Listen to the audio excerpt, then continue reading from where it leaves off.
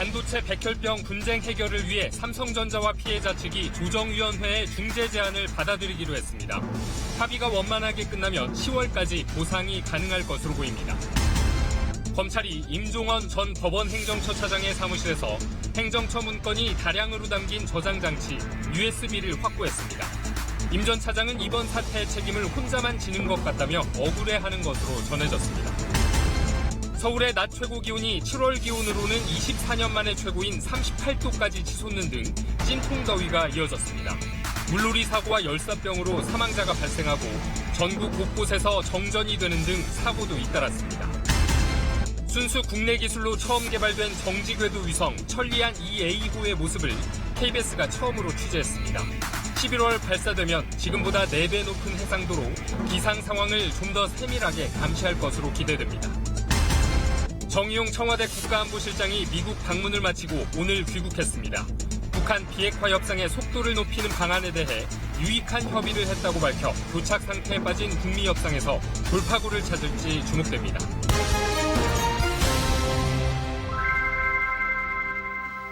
시청자 여러분 안녕하십니까? 7월 22일 일요일 KBS 9시 뉴스입니다. 백혈병에 걸린 반도체 생산 근로자들이 삼성전자에 사과와 보상을 요구하며 싸워온 지 10년이 넘었는데요. 드디어 해결의 실마리를 찾을 수 있게 됐습니다. 조정위원회의 중재 제안에 양측 모두 수용하겠다는 뜻을 밝혀와 최종 타결을 눈앞에 두고 있습니다. 첫 소식 김나나 기자가 보도합니다. 가만히 있어도 땀이 흐르는 폭염, 삼성전자 앞에선 천막 농성이 진행 중입니다. 제대로 된 사과와 재발 방지 대책, 아니면 보상, 이런 부분들에 대해서 응답을 하고 있지 않다는 점이 좀 말이 안 된다. 반도체 공장에서 일하다 백혈병을 얻었다며 삼성에 책임을 묻는 겁니다.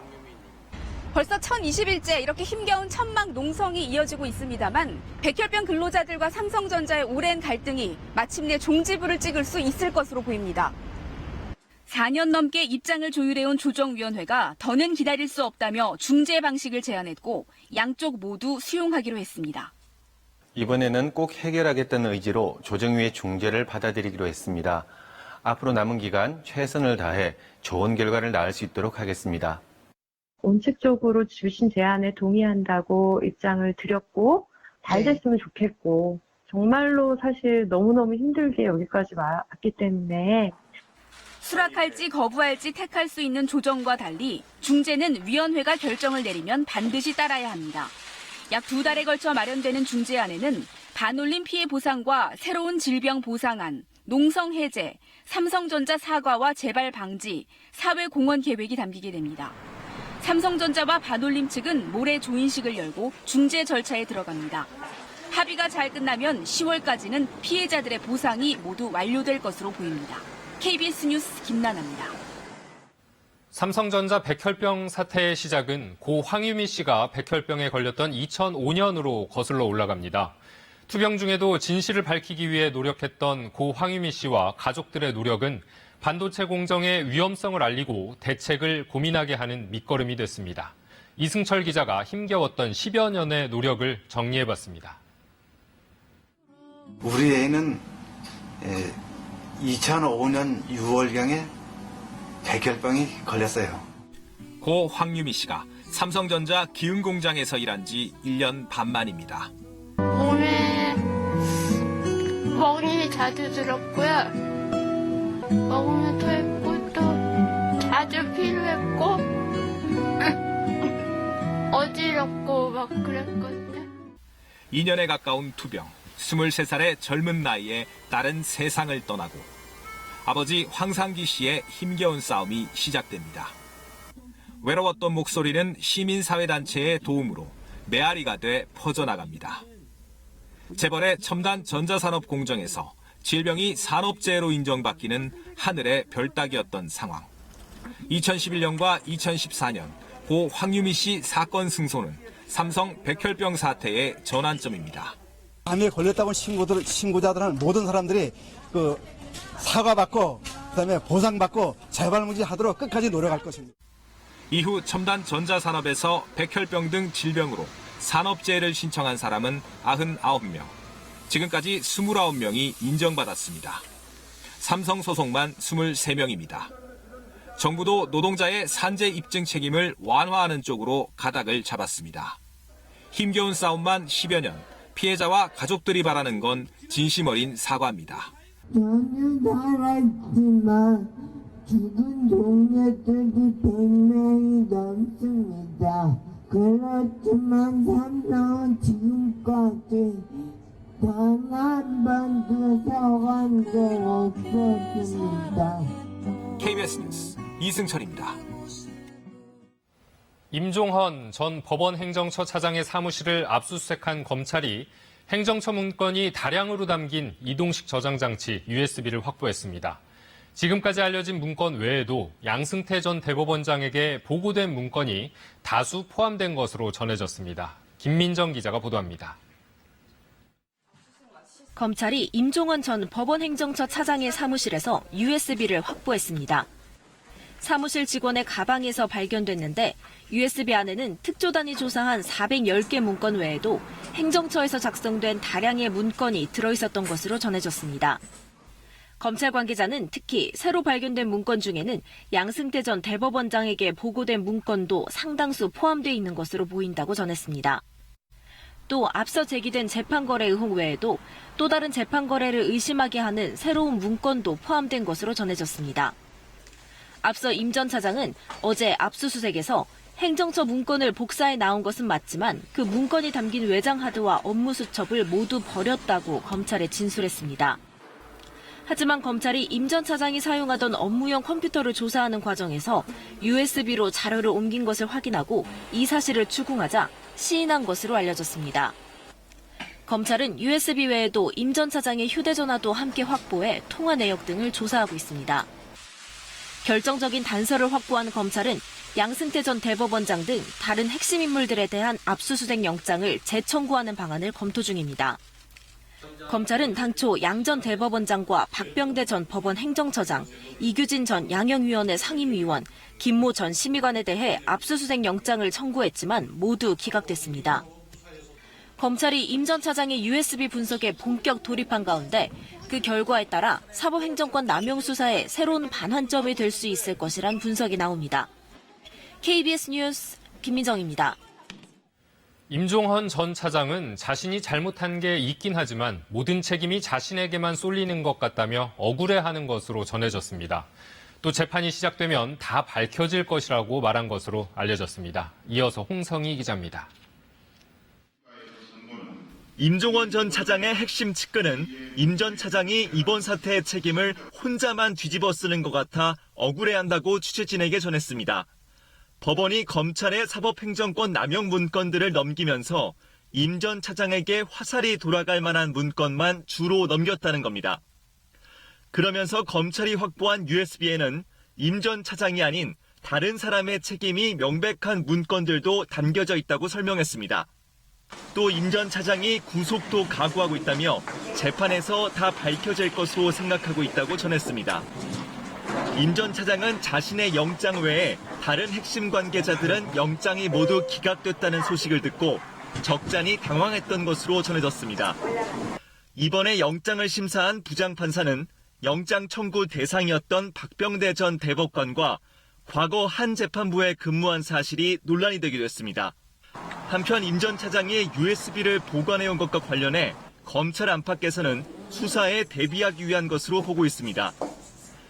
민감한 문건을 복사해서 나온 데다 이를 없애지 않고 가지고 있었던 건 자신의 책임과 다른 관계자의 책임을 증거로서 입증하기 위한 것이 아니냐는 겁니다. 향후 검찰 수사는 위로 한 걸음 더 내디딜 것이란 분석입니다.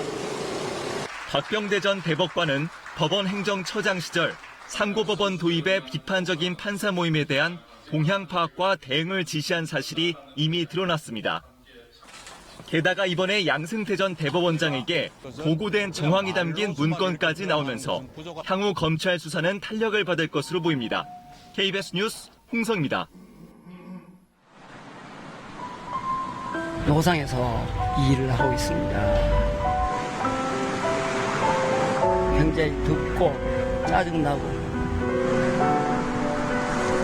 힘들지만 또 사람이 또 안 할 수는 없잖아요. 계절은 해마다 그렇듯이 늘 오는 거잖아요. 또 이렇게 더위와 싸우다 보면 또 선선한 바람이 불고 그렇게 뭐 한 해 한 해 가는 거죠.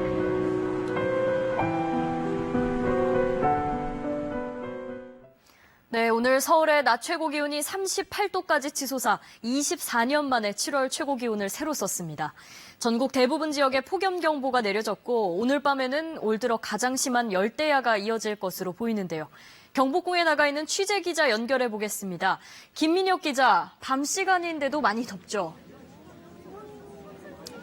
네, 제가 나와 있는 곳은 경복궁 경회로 앞인데요. 밤 9시가 지났지만 서 있기만 해도 후텁지근한 날씨를 바로 느낄 수가 있습니다. 제가 지금 온도계를 들고 나왔는데요. 현재 이곳 기온이 32.1도를 기록하고 있습니다. 오늘 밤에도 25도를 넘는 열대야가 예상이 됩니다. 이곳 경복궁은 오늘부터 야간 개장을 시작했습니다. 무더위에도 고궁의 야경을 즐기러 나온 시민들로 북적이고 있는데요. 특히 국보 224호인 이곳 경회루가 인기입니다. 연못과 우러진 경치에 관람객들도 흠뻑 빠져드는 모습입니다. 낮밤할 것 없이 더위가 계속되면서 서울 곳곳마다 이렇게 잠 못 이루는 시민들의 발길이 밤 늦게까지 이어지고 있습니다. 오늘 서울의 최고 기온은 38도를 기록했는데요. 7월 기온으로는 두 차례 38도를 돌파해 기록적 폭염이었던 1994년을 제외하고는 가장 더웠습니다. 내일 아침 서울 기온은 27도로 예측돼서 오늘 밤에도 잠을 설치는 분들 많으실 걸로 보입니다. 내일도 대구의 낮 최고 기온이 37도, 광주 36도, 서울과 강릉, 대전 35도 등으로 오늘과 비슷하거나 조금 낮겠습니다. 연일 이어지는 폭염에 열사병에 걸리지 않도록 충분한 수분을 섭취하고 햇볕이 내리쬐는 곳은 가급적 피하시는 것이 좋겠습니다. 이곳 경복궁 야간 개장은 오늘부터 다음 달 4일까지 여름휴가 성수기 동안 계속됩니다. 무더위가 이어지고 있지만 그래도 야간에 방문하시면 낮보다는 조금은 선선한 날씨에 도심 밤의 아름다움을 느낄 수 있을 것 같습니다. 지금까지 서울 경복궁에서 KBS 뉴스 김민혁입니다. 폭염으로 인해 사건, 사고도 잇따랐습니다. 물놀이 사고와 열사병으로 사망자가 발생했고 전력 사용 급증으로 전국 곳곳에서 정전도 속출했습니다. 신선민 기자가 보도합니다. 구조대원이 계곡물 속에서 사람을 끌어안고 이동합니다. 물놀이를 하던 18살 남학생이 수심이 깊은 계곡에서 발견된 건 오늘 낮 12시 반쯤. 인근 병원으로 이송됐지만 결국 숨졌습니다. 맹렬한 무더위 속에 열사병 사망자도 발생했습니다. 어제 오전 경북에선 폭염 속에 나무를 베던 50대 남성이 발작 증세를 보이며 쓰러졌습니다. 열사병으로 숨진 것으로 추정됩니다. 오늘 낮엔 폭염 속에 산악 마라톤을 하던 40대 남성이 현기증과 호흡곤란을 호소해 병원으로 옮겨지기도 했습니다. 불볕더위로 고속도로 일부가 균열되고 부풀어 올랐습니다. 이 사고로 차량 여러 대의 타이어가 파손됐고 긴급 복구 작업이 이루어지면서 편도 1, 2차로가 통제되기도 했습니다. 1, 2차로는 밤 12시까지 지금 예정이 있고요. 3차로는 새벽 5시까지 저희가 진행할 계획으로 있습니다. 에어컨 사용이 늘면서 전력 사용 급증으로 정전도 잇따랐습니다. 어젯밤엔 열대야 속에 서울 아파트 천여 가구가 정전돼 주민들이 폭염에 그대로 노출됐습니다. 다 먹통에 하여튼 반전이 됐어요. 뭐가 툭 그러더니 그렇게 되네. 너무 더워가지고 기가 딱 막히잖아요. 강원도나 몸이 불편하시면 119로 신고해 주십시오. 비슷한 시각 광주의 아파트 750여 가구도 정전됐고 일부 가구는 오늘 오후까지도 정전이 이어졌습니다. KBS 뉴스 신선민입니다. 이렇게 연일 계속되는 폭염에 건설 현장 등에서도 온열 질환자가 속출하고 있는데요. 한여름 노동자들의 휴식권을 보장하기 위해 정부가 여러 가지 규정을 만들었지만 허점이 한두 가지가 아닙니다. 가까이 하기엔 너무 먼 폭염 속 안전규칙, 최유경 기자가 취재했습니다. 서울의 한 재개발 공사 현장입니다. 폭염 경보가 발령됐지만 작업은 멈추지 않습니다. 습관이 돼가지고 한껏 힘드는 거예요. 이래야 먹고 사는데. 장갑에 팔토시까지 동원해도 철제의 열기는 어쩔 도리가 없습니다. 맨날은 먹는 지름길 파상이 있기 때문에 야 제대로 다 보고는 다 설명을 합니다. 휴식시설은 태부족입니다. 500명이 일하는 이 작업장은 그늘막이 불과 10제곱미터 정도. 쉬는 장소가 좁다 보니 파이프가 만든 그늘이라도 찾아 휴식을 취합니다. 널널하게 있어야 되는데 따닥따닥 붙어갖고 신랑이니까. 정부는 지난해 폭염특보가 발령됐을 때의 산업안전규칙을 새로 만들었습니다. 적절한 휴식을 보장하고 휴게시설과 그늘진 장소를 제공하라고 명시했습니다. 수상적이란 비판도 있지만 처벌 조항까지 달며 의지를 보였습니다. 그러니까 고용노동자 이런 데서 나와서 작업하는 걸 보거나 이런 적이 있어요? 아니, 한 번도 없어요. 강제성은 없지만 구체적인 가이드라인도 속속 내놨습니다. 그런데 앞뒤가 안 맞습니다. 폭염경보 시 작업 중지를 권고하는데 고용노동부는 2시부터 5시, 서울시는 12시부터 2시로 정했습니다. 엇박자를 내는 이유를 물었더니 몰랐다는 반응입니다. 여러 번 생각해야 했죠. 올해 이제 최초로 이제 법하고 함께 시행하려다 보니까 제가 알기로는 고용노동부에서 규정에는 근데 이제 정확하게 뭐 몇 시부터 몇 시까지 뭐 몇 분을 쉬어야 된다 뭐 이런 자세한 규정은 없고. 고용노동부는 최근 2달 5개 사업장 280여 곳을 점검했는데 폭염 규칙 위반은 단 10곳 적발했습니다. KBS 뉴스 최유경입니다. 국내 기술로 처음 개발한 정지 궤도 위성이 조립과 점검을 마친 뒤 KBS 카메라에 처음으로 공개됐습니다. 기상관측용 천리안 위성의 후속인 천리안 2A호로 기존 위성보다 해상도가 4배 높아져 한반도의 기상이변을 더 세밀하게 감시할 수 있을 것으로 보입니다. 신방실 기자가 현장에 다녀왔습니다. 조립이 완료된 천리안 2A 위성에 대한 최종 점검이 한창입니다. 급격한 온도 변화와 먼지에 오염되는 것을 막아주는 금박 단열재를 씌우고 위성을 수직으로 세운 뒤 전자파 시험실로 옮깁니다. 위성에서 전자파가 잘 나오는지 안 나오는지를 확인하기 위해 준비 작업을 하고 있습니다. 발사할 때의 엄청난 진동과 소음, 극저온과 고온 테스트에 이어 마지막으로 전자파 시험까지 진행되며 지상에서 할 수 있는 모든 시험이 끝났습니다. 천리안 2A호는 설계부터 제작까지 모두 독자적인 기술로 개발이 완료가 됐습니다. 이제 우주 환경 시험까지 마무리를 지으면서 발사만을 앞두고 있습니다. 천리안 2호는 2대의 쌍둥이 위성으로 기상관측용인 2A호가 올 11월 먼저 궤도에 오릅니다. 천리안 위성 1호에 비해서 해상도는 4배가 좋아졌고 관측 주기는 3배가 빨라졌습니다. 특히 데이터를 전송하는 전송 능력은 18배가 증가를 했기 때문에 지구와 같은 속도로 자전하며 한반도 상공에 24시간 머물기 때문에 태풍 등 기상재해를 실시간 보다 세밀하게 감시할 수 있습니다. 미세먼지 등 환경 감시용 위성 천리안 2B도 내년에 연이어 발사돼 EA의 옆 궤도에 나란히 위치하게 됩니다. 해외 공동개발이었던 천리안 1호와 달리 천리안 2호 쌍둥이 위성은 국내 주도로 개발돼 소형 위성뿐만 아니라 중대형급의 정지궤도 위성 시장에서도 기술력을 인정받을 것으로 보입니다. KBS 뉴스 신방칠입니다. 소멸 시효가 끝났는데도 추심업체의 편법으로 빚이 다시 살아나 영세 자영업자들을 괴롭히는 경우가 있습니다. 정부가 이렇게 자영업자들의 발목을 잡는 해묵은 빚을 없애주기로 했습니다. 소상공인 전용 저금리 대출도 더 늘리기로 했습니다. 오규정 기자입니다. 매달 꼬박꼬박 나가는 임대료에 직원들 인건비만큼이나 자영업자들에게 부담되는 건 다름 아닌 빚입니다. 금전적 인지적으로 좋죠. 지금도 갚아야 나가야 돼. 대인회생 그런 거 있고요. 집사로 앞으로 좀 대출 받은 거 그것도 갚아야 돼요. 사업할 때 써야. 정부가 영세 자영업자들의 부담을 덜기 위해 소멸시효에서 10년이 지난 묵은 빚을 소각하기로 했습니다. 예상 규모는 4,800억 원, 자영업자 3만 5천 명이 혜택을 보게 됩니다. 소멸시효가 완성된 빚은 더 이상 갚지 않아도 되지만 채무자가 이 사실을 모른 채 갚거나 추심업체가 채권을 사들여 지급 신청을 하면 시효가 또다시 연장될 수 있습니다. 이 때문에 영세 자영업자의 재기를 막는 대표적인 걸림돌로 여겨져 왔습니다. 정부는 지역신용기금 등 공공기관의 채권을 내년까지 모두 매입하고 민간금융사가 가진 채권은 채무자가 신청하면 사들여 올해 안에 소각을 시작할 계획입니다. 다만 갚을 능력을 고려해 일부는 갚도록 할 수 있습니다. 상환 능력이 있는 경우에는 재산이나 이런 걸 봐서 90%를 감면하고 이 상환 능력이 없는 경우에는 소각 처리하게 됩니다. 소상공인을 위한 저금리 상품으로 일찌감치 소진됐던 해내리 대출도 1조 원 더 늘어납니다. 정부는 다음 달에 소상공인 지원 등을 위한 최저임금 후속 대책을 발표할 예정입니다. KBS 뉴스 오규정입니다.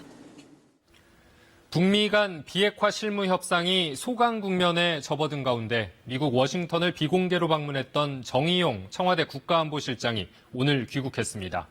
정 실장은 북미 간 협상 동력을 살리고 남북 관계를 발전시키기 위한 협의가 이루어졌다고 설명했습니다. 김경진 기자가 보도합니다.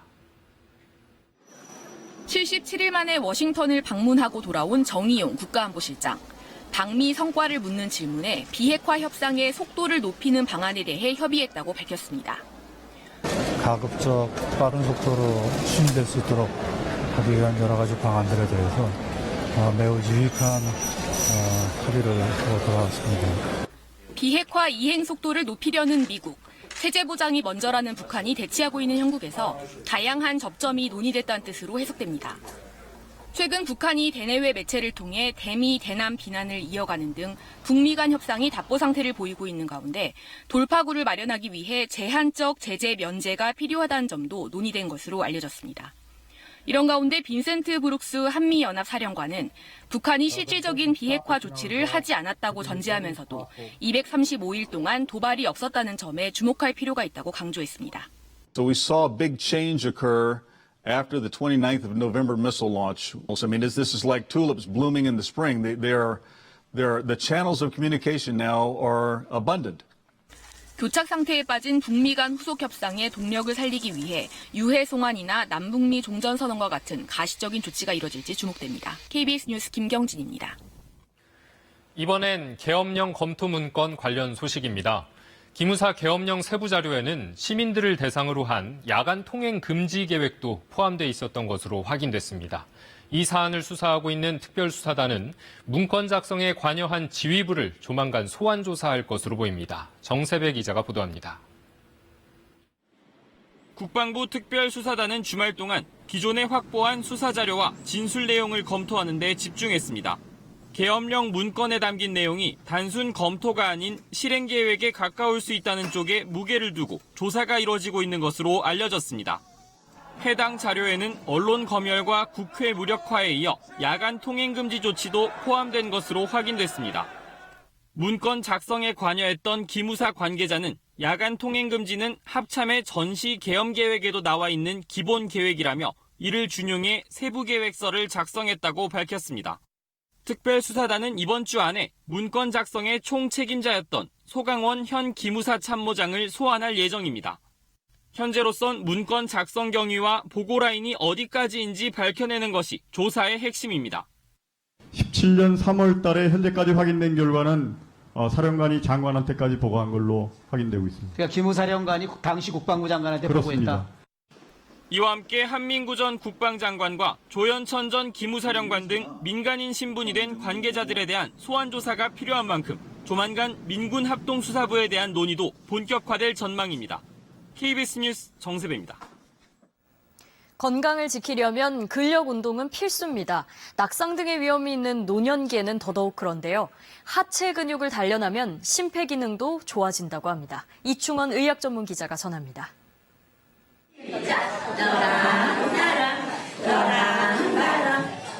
어르신들이 신나는 음악에 맞춰 몸을 흔듭니다. 흥겹게 스텝을 밟고 나면 다리에 힘이 들어갑니다. 지금 다리가 아픈데 마음대로 움직이지는 못해요. 그런데 여기 오니까는 그냥 움직여요. 이 60대 여성은 규칙적으로 하체 근력 운동을 한 뒤부터 심폐기능이 좋아졌습니다. 걷는데 호흡이 많이 좋아진 것 같아요. 힘도 안 들고 호흡이 가빠지지도 않고. 근육이 부족한 노인이 하체 근력 운동을 하면 폐활량이 6% 늘어나는 등 폐 기능까지 좋아지는 것으로 나타났습니다. 부산대병원 연구진이 60세 이상 성인을 대상으로 일주일에 3번씩 한 달 반 동안 허벅지를 단련하는 스쿼트 운동을 시행한 결과입니다. 가장 큰 근육인 허벅지 근육을 강화하면 온몸에 힘이 들어가면서 우리 몸 전체의 근력이 좋아집니다. 자연스레 숨을 쉬는 데 중요한 갈비뼈 사이의 늑간근 등 폐 주위 근육도 강화됩니다. 노년기에 근육이 아주 약한 사람은 호흡 기능을 좋게 하기 위해서는 호흡 운동이 아닌 딴 운동이라도 반드시 하셔야 합니다. 하체가 약한 사람은 다리를 들어 올리는 것만으로도 허벅지 근육을 강화하는 효과가 있습니다. 하체 근력 운동은 한 번에 20분씩 일주일에 2번 이상 하는 게 좋습니다. KBS 뉴스 이충원입니다. 장마가 일찍 끝나고 극심한 폭염이 이어지자 말벌떼가 주택가에 나타나는 일이 크게 늘고 있습니다. 벌집을 발견했을 땐 건드리지 않고 신속히 119에 신고해야 합니다. 박영민 기자가 보도합니다. 광주 도심의 한 아파트. 계단 옆 벽면에 커다란 말벌집이 달려 있습니다. 가까이 다가가서 보니 토종 말벌보다 공격성이 2배 강한 외래종 등검은 말벌입니다. 언니가 보여서 신고를 했죠. 커가지고 무서워서 깜짝 놀랐죠. 신고를 받고 출동한 소방대원이 보호복을 입고 다가가 말벌집을 떼어냅니다. 말벌집이 있던 자리엔 살충제를 뿌려 마무리 작업을 합니다. 벌집 제거망 안에는 3, 4cm 크기의 말벌 수십 마리가 우글거립니다. 말벌의 독성은 일반 벌의 15배에 이르고 연속해서 10번 이상의 침을 쏠 수 있기 때문에 주의가 필요합니다. 송화 생활안전대 송화동 벌집 제거 출동. 송화 생활안전대 벌집 제거 출동. 최근 벌집 제거 요청이 밀려들면서 119 대원들도 바빠졌습니다. 지난달 170여 건이던 출동 건수는 지난 18일 기준 350건을 넘어섰습니다. 말벌은 6월쯤 집을 짓기 시작해 8월에 가장 왕성하게 활동하는데 계속된 폭염으로 그 시기가 빨라진 겁니다. 지난 16일 경북 안동에선 말벌에 쏘인 60대 남성이 숨지는 등 벌쏘임 사고도 잇따르고 있습니다.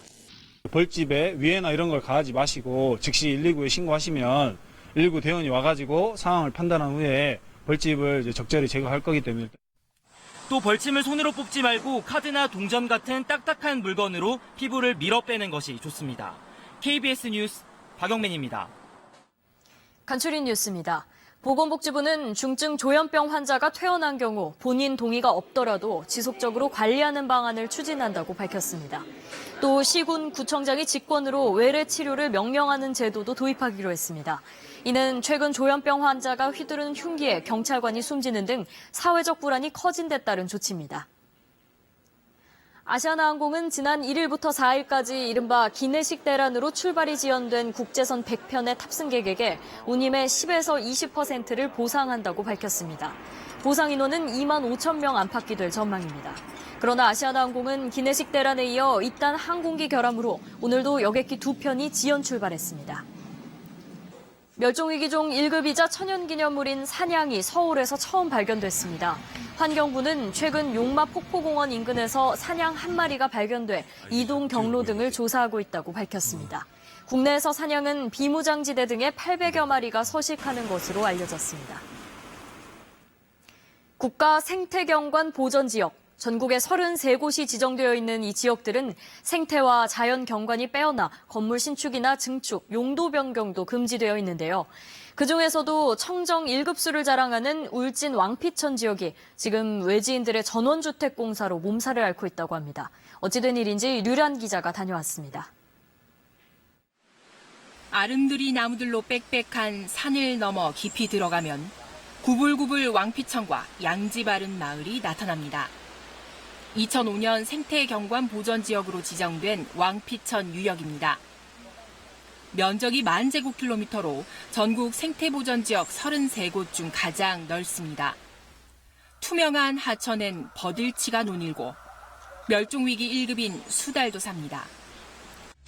그런데 하천 바로 옆은 딴판입니다. 건물 뼈대가 쑥쑥 올라오고 굉음을 내며 터파기 공사가 한창인 곳도 있습니다. 외지인들이 전원주택과 휴양시설로 보이는 건물을 짓고 있는 겁니다. 빌딩처럼 올라가잖아요. 그러니까 다들 왕피디 사람들 놀라는 거예요, 그냥. 공사 중인 곳은 보전지역 중에서도 가장 강력히 보호되는 핵심 구역입니다. 건물의 신축이나 증축은 물론 용도 변경마저 금지된 구역에서 어떻게 된 일일까? 지난해 원주민 400여 명이 이곳을 떠나기로 하면서 축구장 400개 면적인 86만 제곱미터가 매물로 나온 것이 발단이었습니다. 자연환경법상 이럴 경우 정부가 매입을 할 수 있도록 정하고 있는데 환경부는 여러 차례 제안을 받고도 응하지 않았습니다. 개별 매각보다는 오히려 환경부에서 더 빨리 사면은 보존하는 측면에서도 더 이의가 있지 않을까 생각해서 그냥 개별 매각 하시라고 그러더라고요. 그리고 환경부가 올해 확보한 예산은 불과 4억 원. 절대적으로 보존하겠다라고 공식적으로 선언을 한 것과 마찬가지입니다. 빨리 보존 지역으로 편입을 시켜야 되는 것이죠. 환경부가 이렇게 미적대는 사이 이미 44필지 4만 3천 제곱미터가 외지인들에게 팔렸습니다. 늦었지만 예산을 적극적으로 확보해서 왕비천 유역을 보존하도록 하겠습니다. 지정만 하고 관리는 하지 않는 국가 생태경관 보전지역. 천혜의 경관과 생태계가 멍들고 있습니다.